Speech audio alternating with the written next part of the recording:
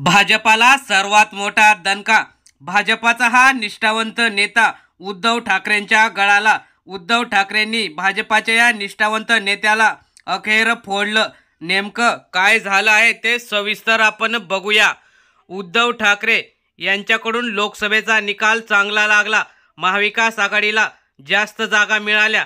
त्यानंतर राज्यातली भाजपा शिंदे गट अजित पवार हे बॅकफुटला गेले असताना अनेक नेते, माजी नगरसेवक, माजी आमदार, खासदार हे ठाकरेंच्या व महाविकास आघाडीच्या गळाला लागले आहेत। त्यातच आता भाजपातील निष्ठावंत नेता आणि ज्यांनी काँग्रेस राष्ट्रवादी विरोधात असताना भाजपा त्या जिल्ह्यात वाढवली असे नेते सुद्धा ठाकरेंच्या गळाला लागलेले आहेत। पिंपरी चिंचवड मध्ये शहराध्यक्ष तसेच युवा मोर्चा व नगरसेवक सुद्धा राहिलेले, तसेच आता आमदारकीसाठी इच्छुक असलेले रवी बाबासाहेब लांडगे यांनी ठाकरेंच्या उपस्थितीत प्रवेश केला। हजारो गाड्यांचा ताफा घेऊन ते मातोश्रीवर धडकले व ठाकरेंच्या हस्ते शिवबंधन बांधून पुन्हा एकदा ठाकरेंचा भगवा राज्यात फडकवणार अशी शपथ घेतली। यावेळी हजारो कार्यकर्त्यांनी हिंदुत्वासहित आम्ही माणुसकी सुद्धा जपणार अशा घोषणा सुद्धा त्यांनी दिल्या।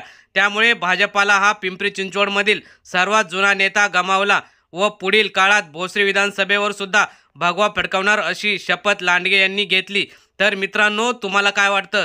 भोसरी विधानसभेत व पिंपरी चिंचवडमध्ये ठाकरेंना या लांडगे यांच्या प्रवेशाचा फायदा होईल का?